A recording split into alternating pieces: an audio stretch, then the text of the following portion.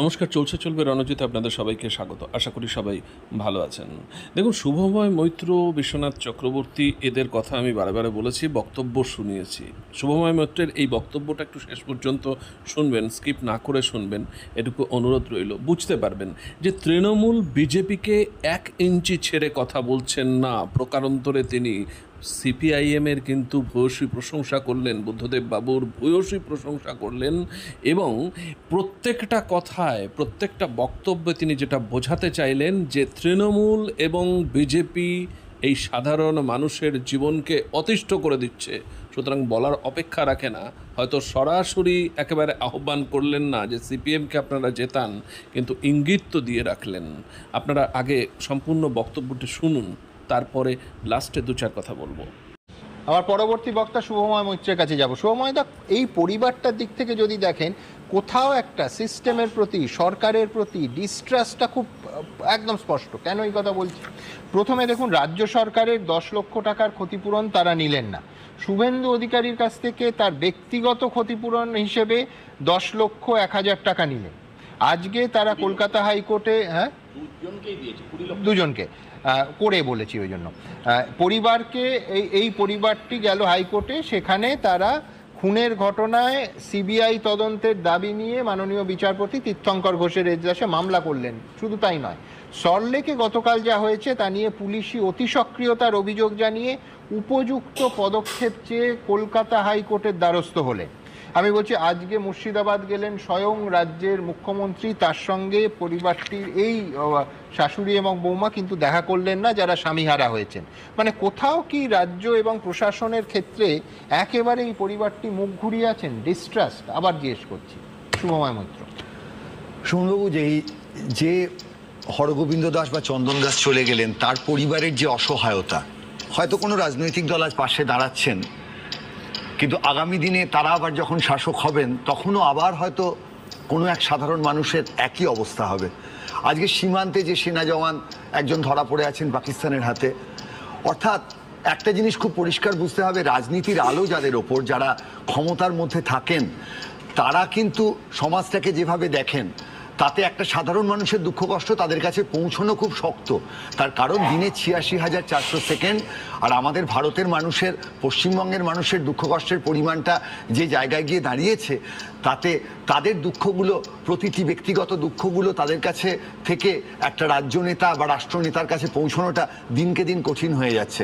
তারা হয়তো কোর্টের কাছে যাবেন, সেখানে আবার একটা দীর্ঘসূত্রিতা থাকবে, এবং সেইখানে শেষ পর্যন্ত তারা কবে বিচার পাবেন সেটা কিন্তু আমাদের কাছে একেবারেই পরিষ্কার নয়। আর রাজনৈতিক নেতারাও বা কি করবেন? তাদেরও অনেক কাজ। তারা বিরোধী থাকলে একরকম, শাসক হলে আবার তাদের দেশ শাসনের কাজ আছে। এই যেমন ধরুন, রাজ্যের শাসক তৃণমূল কংগ্রেস, তাদের নেতা নেত্রীদের জন্য এক হাতে জগন্নাথ মন্দির নিয়ে প্রচুর কাজ, আর এক হাতে চাকরি চলে গেছে, প্রচুর সমস্যা। ওই যে চন্দ্রবিন্দুর গানের মতো উপল গেয়েছেন, আমার একটা হাতে লাল, এক হাতে নীল বল। তাহলে আমি কি করে মানুষের জন্য কাজ করব? দুটো হাতই তো আটকে আছে। এইখানে স্বপন কুমার হতে হবে আর কি। আরো দুটো হাত থাকলে, এক হাতে টর্চ লাইট নিয়ে সমাজকে আলো দিতাম, আর এক হাতে যদি একটা পিস্তল থাকতো, তাই নিয়ে পাকিস্তান সীমান্তে চলে যেতাম যুদ্ধ করতে। এইটাই হচ্ছে আজকের মুশকিল। এর মধ্যে আবার কোন ফাঁকে ধরুন বিএসএফ ঢুকে পড়ছে, বাচ্চা ছেলেরা 5-10 হাজার টাকা নিয়ে ঢিল ছুটছে। এত কাজ করবো কি করে মানুষের জন্য? এখানেই মুশকিল হচ্ছে আবার রাজ্যপালেরও। আমাদের রাজ্যের রাজ্যপাল যারা, তারা কখনো কথা বলছেন, কখনো চিঠি লিখছেন। এবার রাজ্যপালদের আবার আজকাল বলার জন্য একটা হাত লাগে, ফলে তিনি সুপারিশ করছেন। অর্থাৎ 356 ধারা, 365 ধারা, 5-এর পিঠে 6, 6-এর পিঠে 5 কি জারি করবেন তারা, এই নিয়েও একেবারেই বিষয়টা পরিষ্কার নেই, এবং তাই নিয়ে আলোচনা শুরু হয়ে গেছে। শুধু রাজ্যটা ঢং ঢং ঢং ঢং করে একটা না বাজলেই হলো। রাজ্য তো দেখুন, মানে মূল যে প্রশ্নটা হচ্ছে যে রাজ্যের যে পরিস্থিতিটা দাঁড়িয়েছে, তাতে রাজ্যের নেতাদের, সব নেতাদেরই এত কাজ আর কি, যে জন্য তারা কিন্তু রাজ্যের উন্নয়নের কথা ভাবার যে পুরো জায়গাটা, সেটা একেবারে গুলিয়ে গেছে। এবং এখানে আমি যে জায়গাটা মোটামুটি বলার শেষ করি, শতরূপ বললেন যে নিজের দল সম্বন্ধে খুব ভালো ভালো কথা বলতে হবে, নিজের দলের আত্মসমালোচনা, যদিও বামপন্থীদের একটা বড় কাজ তারা করেছেন, বুদ্ধদেববাবু অনেক সময় করেছেন, কিন্তু তা সত্ত্বেও তখন আর সুবিধে হয়নি, বড্ড দেরি হয়ে গেছিল। সজলবাবু বললেন যে মমতা বন্দ্যোপাধ্যায় যে ধরনের রাজনীতি করেছেন অসহায় মানুষদের নিয়ে, ঠিক সেই ধরনের রাজনীতি স্ট্র্যাটেজি তারা নিচ্ছেন। অর্থাৎ বুঝতেই পারছেন আর কি, তাদের ভালো বলা একটা হাতে, তাদের অসহায়তার সুযোগ নেই। আর একটা হাতে আমার একটা হাতে লাল আর এক হাতে নীল বল, তাহলে এই রাজনীতি পশ্চিমবঙ্গের মানুষদের জন্য আগামী দিনে ঠিক কি দেবে সেটা আমরা খুব পরিষ্কার বুঝতে পারছি। এবং সেই জন্যেই এই যে অসহায় মানুষগুলো যাদের পরিবার আজকে সল্টলেকের একটা বাড়িতে আছেন, সেখানে দরজায় লাথি মরছে, সজলদার দরজায় লাথি মারা সজলদা রুখতে পারেন, তার সেই ক্ষমতা আছে, তিনি সেই রাজনীতি করেন, কলকাতার মধ্যে থাকেন।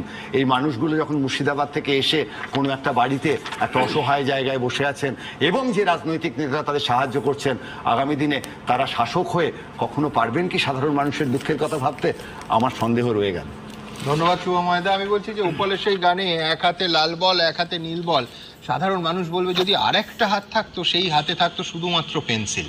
যাই হোক, আমার পরের অত্যন্ত কাহানিমে টুইস্ট, রাজ্য রাজনীতির নিঃসন্দেহে একটা নতুন মোড়, যেখানে মমতা বন্দ্যোপাধ্যায় বলছেন আমি প্রধানমন্ত্রীর কথা বলছি না, কিন্তু এখন যিনি অ্যাক্টিং প্রাইম মিনিস্টার, নাম না করে অনেকেই মনে করছেন সরাসরি অমিত শাহের দিকে ইঙ্গিত। এই প্রথম নয়, এর আগেও তিনি কি বলেছিলেন দেখাবো, কিন্তু তার আগে আজকে কি বললেন রাজনৈতিকভাবে অত্যন্ত তাৎপর্যপূর্ণ, কিন্তু তাৎপর্যটা কোথায়?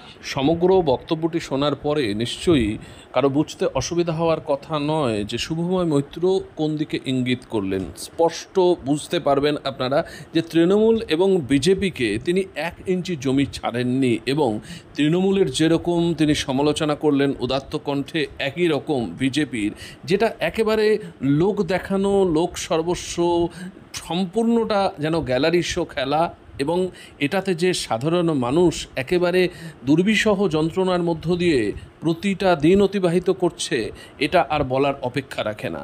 এইভাবে 2026-এর আগে যদি এই সমস্ত এলিট ক্লাসের মানুষেরা, বুদ্ধিজীবীরা, তারা যদি সাধারণ মানুষকে জাগ্রত করবার জন্য, সচেতন করবার জন্য এই রকম বক্তব্য বারে বারে পেশ করেন, যতই আপনারা হয়তো নিন্দা অনেকে করতে পারেন যে সময় মতো এনারা আবার পাল্টি খান, কিন্তু এই সময় এটা প্রয়োজন, এটা আমি অনুভব করছি এবং সেটা তাদের কাছ থেকে পাচ্ছি যথাসম্ভব, এবং যেটা কাঙ্ক্ষিত সেটাই পাচ্ছি। তো সুতরাং সেই ক্ষেত্রে তাদের সাধুবাদ জানাতেই হবে। আমরা এইরকম প্রতিবেদন আপনাদের জন্য বারে বারে তুলে আনবো। আপনাদের চোখ থাকুক, চলবে রণজিতের উপর। ধন্যবাদ।